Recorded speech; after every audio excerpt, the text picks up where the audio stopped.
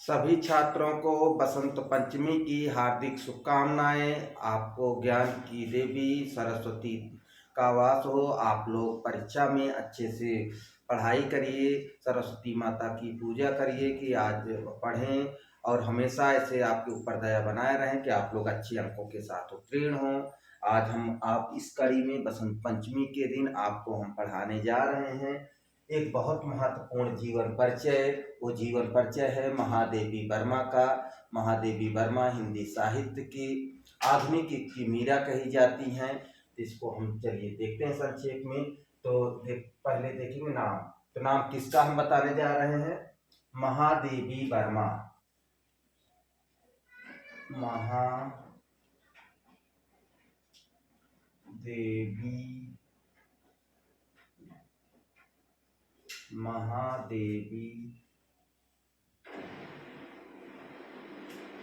वर्मा। महादेवी वर्मा यानी हम महादेवी वर्मा का जीवन परिचय पढ़ने जा रहे हैं। तो देखिए, तो महादेवी वर्मा का जन्म कब हुआ है? 1907 ईस्वी। 1907 ईस्वी। अगर आप लोगों को याद हो तो गद्य लेखकों में हजारी प्रसाद द्विवेदी का भी जन्म क्या है? 1907 ईस्वी। जन्म स्थान फर्रुखाबाद।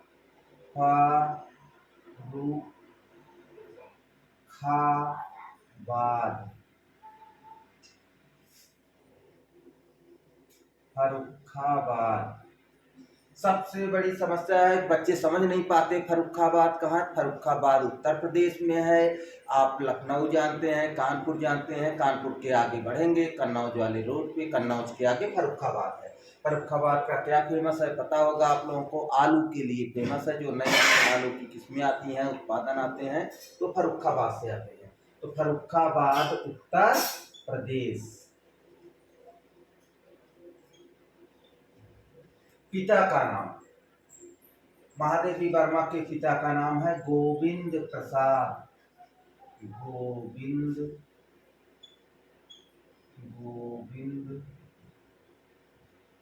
प्रसाद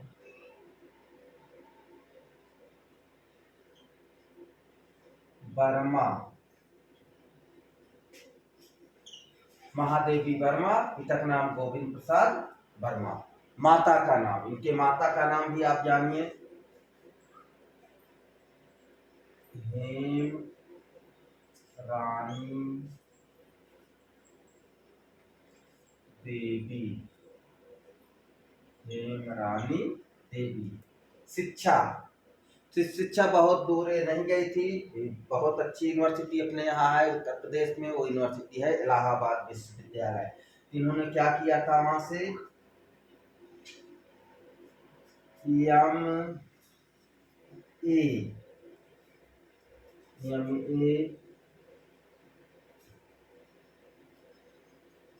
इलाहाबाद विश्वविद्यालय से और संगीत की शिक्षा ली।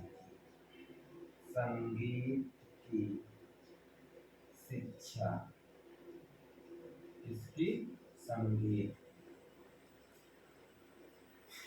भाषा, तो महादेवी वर्मा की जो भाषा है वो भाषा है शुद्ध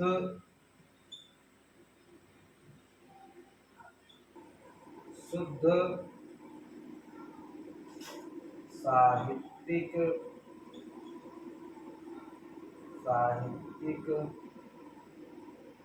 खड़ी बोली।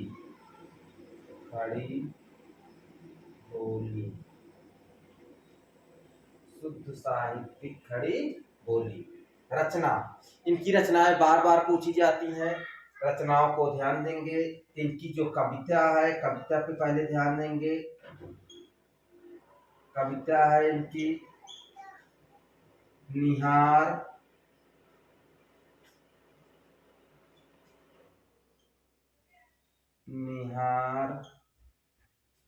नीरजा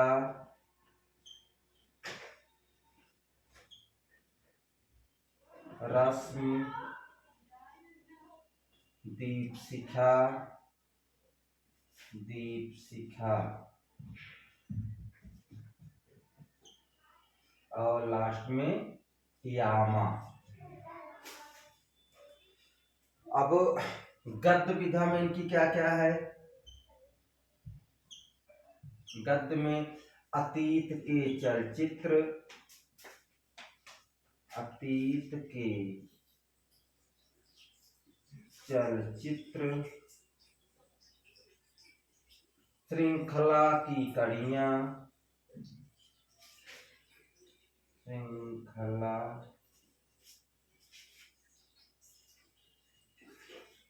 श्रृंखला की कड़ियां,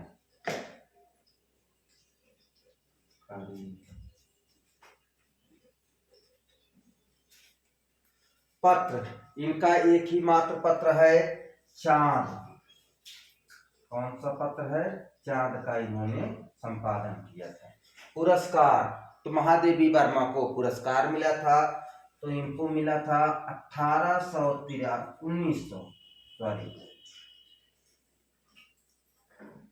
1983 ईस्वी में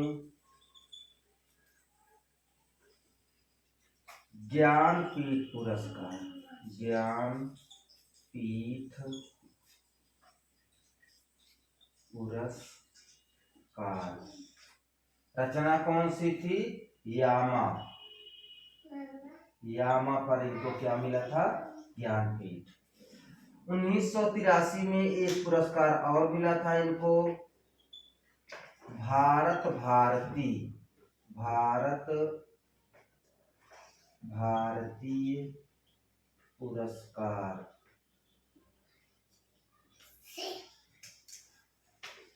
देखेंगे महादेवी वर्मा की मृत्यु कब हुई है, तो 1987 ईस्वी, यानी 1907 में पैदा हुई, 1987 में इनकी डेथ हो गई, मर गई। तो कहने का मतलब है इन्होंने कुल 80 साल जीवित रही।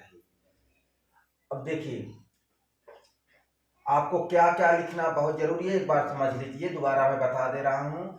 नाम महादेवी वर्मा, जन्म 1907 ईस्वी, स्थान फर्रुखाबाद उत्तर प्रदेश, पिता का नाम गोविंद प्रसाद वर्मा, माता का नाम हेमरानी देवी, शिक्षा MA इलाहाबाद विश्वविद्यालय, संगीत की शिक्षा, भाषा शुद्ध साहित्यिक खड़ी बोली, रचना कविता में निहार, नीरजा, रश्मि, दीपशिखा, यामा, गद्य में अतीत के चलचित्र, श्रृंखला की कड़ियां, पत्र चांद, पुरस्कार 1983 ईस्वी में ज्ञानपीठ पुरस्कार यामा रचना पर, और 1983 में ही भारत भारती पुरस्कार, मृत्यु हो गई इनकी 1987 ईस्वी में। ये तो इनका संक्षिप्त परिचय हुआ। एक बॉक्स बनाएंगे 5-7 लाइन का, और संक्षिप्त परिचय लिखने के बाद इनको विस्तार से भी लिखेंगे उसी पेज पे विस्तार पे, क्योंकि ये कॉर्नर पे किनारे बनाएंगे। उसके बाद क्या लिखेंगे, हेडिंग डालेंगे जीवन परिचय, जीवन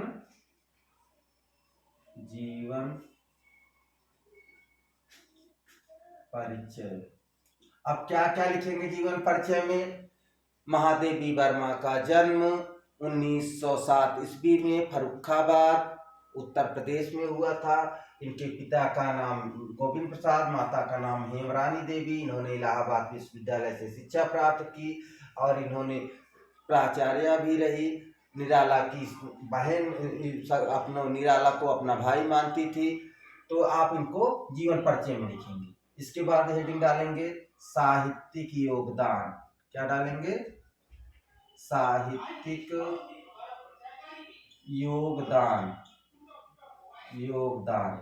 साहित्यिक योगदान में होता क्या है कि इन्होंने साहित्य को दिया क्या है। इन्होंने साहित्य को बहुत कुछ दिया है। आधुनिक की जैसे रीत काल में मीरा थी, वैसे आधुनिक युग में महादेवी वर्मा है। आधुनिक युग की मीरा कहा जाता है। साहित्य में इनकी सारी रचनाओं को, पत्रों को, सबको एक जगह करके लिख देना है आपको, साहित्यिक योगदान। इसके बाद हेडिंग डालेंगे भाषा शैली। भाषा शैली भाषा शैली में क्या करेंगे कि इनकी भाषा को लिखेंगे, शैली लिखेंगे, उदाहरणात्मक, व्याख्यात्मक, विचारात्मक, ये शैलियाँ लिखेंगे। इसके बाद लास्ट में डालेंगे पुरस्कार। पुरस्कार, पुरस्कार में इनको जो जो पुरस्कार मिला है, जैसे इनको ज्ञानपीठ भी पुरस्कार मिला है और उसके बाद इनको भारत भारती भी मिला है, पद्म भूषण भी मिला है। तो सभी पुरस्कारों को अगर एक जगह लिख देते हैं तो आपके एग्जाम के लिए बहुत अच्छा होगा। 5 नंबर का जीवन परिचय है, आप अच्छे से तैयार कर लेंगे तो पूरे 5 नंबर पाएंगे। इसी प्रकार के वीडियो को देखने के लिए हमारे चैनल को लाइक करें, सब्सक्राइब करें और ज़्यादा से ज़्यादा शेयर करें। माँ सरस्वती आपके ऊपर कृपा बनाई रहे, हमेशा आप लोग ऊंचाइयों तक जाएं, जीवन में सफलता प्राप्त करें। धन्यवाद।